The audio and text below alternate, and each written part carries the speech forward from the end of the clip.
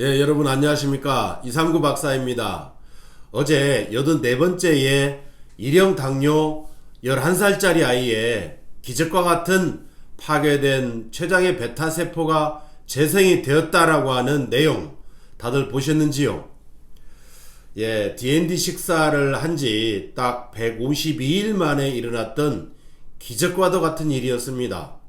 물론 이 내용을 처음 보시는 분들은 기적이라 생각하시겠지만은 우리 D&D를 이미 많이들 경험하시고 체험하신 분들은 그러한 기적이 나한테 내 주변에 아주 가까이 와 있음을 누구나 다 인식하실 수 있으리라 생각이 듭니다. 자, 오늘은 2형 당뇨 환자로 매우 오랫동안 고생을 하신 분의 당뇨 탈출 과정의 이야기를 말씀을 드리고자 합니다.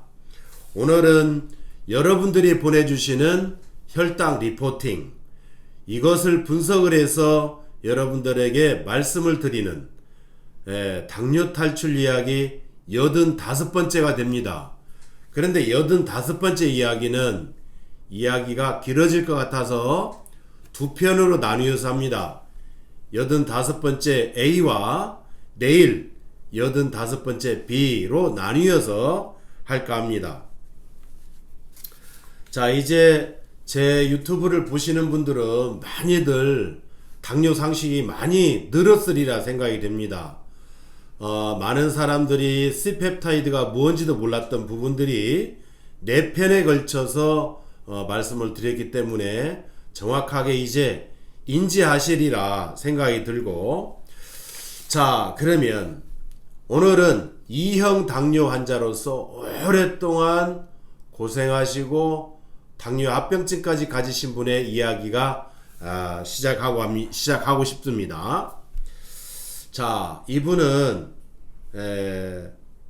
2형 당뇨로 16년째 당뇨 투병을 하고 있습니다. 여러분, 말이 그렇지 당뇨가 10년만 되어도, 아니 당뇨가 5년만 되어도 삶에 여러가지 장애물들이 많았을 겁니다. 10년이 지나가면 많은 사람들이 D&D 식사를 하기 위해서 오시는 분들 가운데에는 이미 당뇨 합병증이 서너 가지쯤은 다 기본적으로 가지고 있습니다. 자, 그런데 이분은 16년째입니다. 그럼 어떻게 됐겠어요? 당연히 합병증이란 얘기는 많이 있겠죠.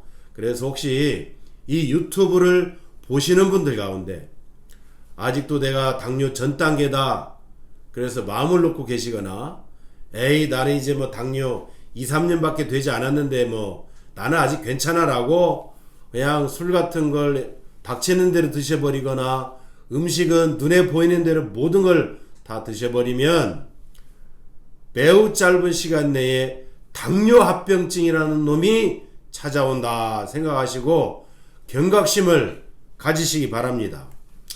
자, 이분은 남자분인데 D&D 식사 상담을 2021년 6월 4일날 여기 오셨습니다.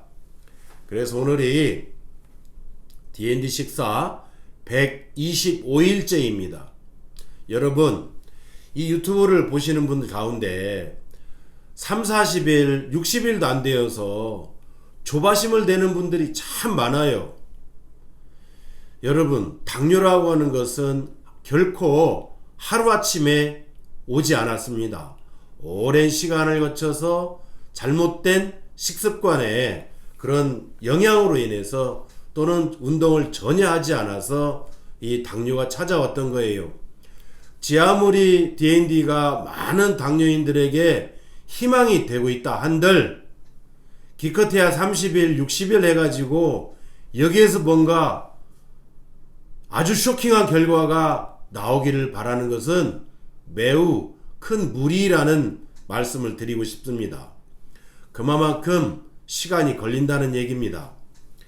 자, 125일쯤 되니까 이분에게는 놀라운 변화가 일어나기 시작을 합니다.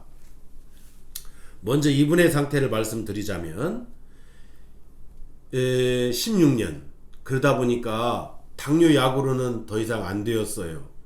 그래서 당뇨약을 드시면서 인슐린 주사를 맞는데 인슐린 주사가 무려 70단위를 맞게 되었습니다.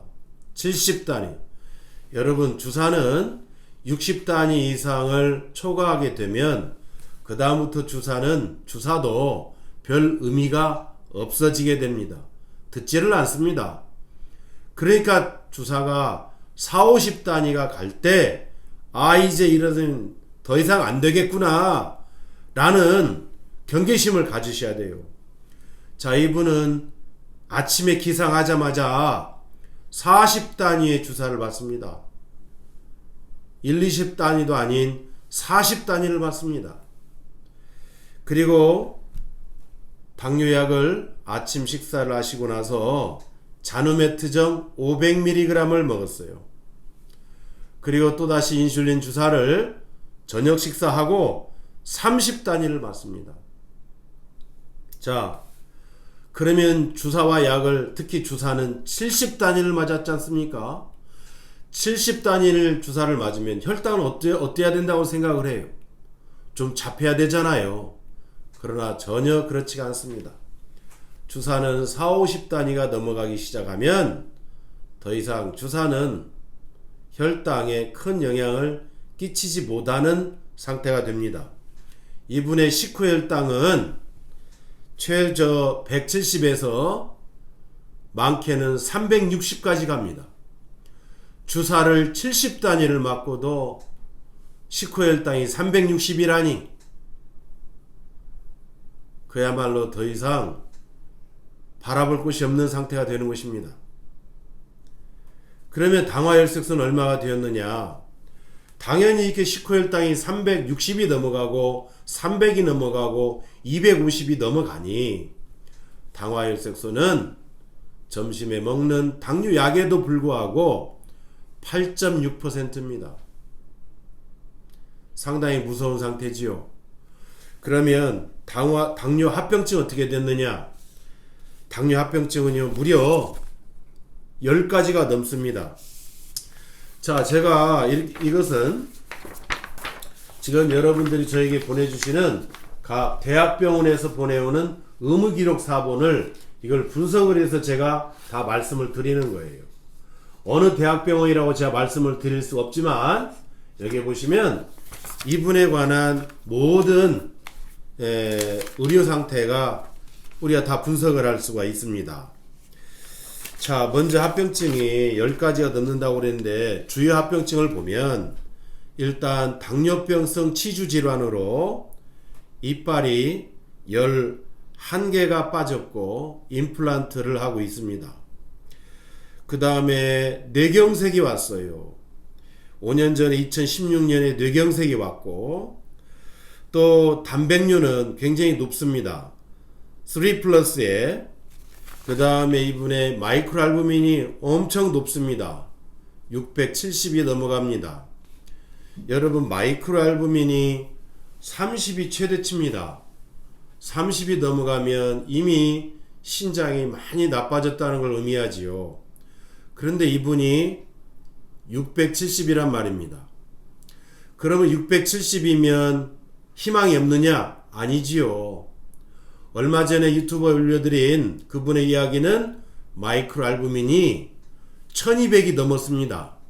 그분도 좋아졌기 때문에 이분도 희망이 있는 겁니다. 그럼 마이크로알부민이 이렇게 670이 넘어가고 그 다음에 단백뇨가 나오고 3+로 이렇게 되면은 소변은 어떻게 되느냐? 당연히 거품이 엄청 많이 납니다. 그 다음에 소변에서 단내가 아주 많이 나는 거예요. 단내가. 자기가 자기 오줌 찍어 먹을 수 있죠. 그러면 달달합니다. 소변에 한 방울 튀었을 때 5분 10분쯤 지나면 그 소변은 굳어버립니다. 그래서 노랗게 찐득찐득하게 됩니다. 또 오줌의 색깔은 매우 탁합니다. 이분은 이미 당뇨병성 신증이 왔습니다. 우리가 BUN이라고 하는 이 요소질소조차도 수치가 34가 넘습니다. 매우 좋지 않습니다. 크레아틴은 1.2가 맥시멈입니다. 최대치가 1.2인데 무려 2.9가 됩니다. 그리고 신사구체 여과율이라고 하는 eGFR은 23밖에 되지 않습니다. 여기는 정상치는 최소 62 이상이 돼야 됩니다. 60 이상. 그러면 이분은 지금 신장의 수치, BUN 수치가, 크레아틴 수치가, eGFR의 수치가 매우 높습니다. 그래서 마이크로알부민도 이렇게 높았던 것이고 문제가 굉장히 많았던 상태입니다. 또 당뇨와 함께 고혈압이 찾아왔습니다. 그래서 고혈압약을 하루에 2회를 드시고 계셨고, 그 다음에 당뇨병성 망막증이 왔습니다. 그래서 황반변성이 이미 시작이 되었고, 그 다음에 7번째는 남성 기능에 문제가 왔습니다. 이분은 나이가 많은 나이가 아닙니다. 그 다음에 8번째는 탈모도 왔고, 그 다음에 9번째는 가장 중요한 당뇨병성 신경병증, 병원 진단서에는 당뇨병성 다발성 신경병증이라고 되어 있습니다.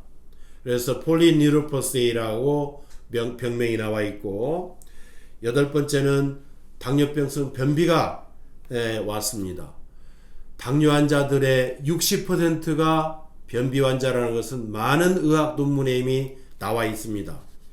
그 다음에 또 이분은 심각한 것이 비타민 D가 6.8밖에 되지 않습니다. 최소한 정상인은 30이 되어야 됩니다. 이와 같이 이분은 16년 당뇨에 당뇨합병증이 10가지가 넘고 모든 수치들마다 매우 좋지 않은 주사도 70단위를 맞고 있고, 이런 분이 125일째 DND 식사를 하면서 어떠한 변화가 있었는지, 얼마나 좋아졌는지, 이 부분에 대해서는 내일 85회 B라고 하는 내일 부분에 제가 말씀을 또 자세히 드리도록 하겠습니다. 그러니까 여러분들 가운데에도 내가 당뇨가 너무 심해서 나는 더 이상 안 되겠다 라고 포기하지 마시고 한번 할 수 있는 데까지 열심히 하다 보면 이분처럼 될 수 있겠다, 그런 확신을 가지셔도 되겠다 생각합니다. 그러면 내일 이분에 대해서 말씀드리겠습니다. 감사합니다.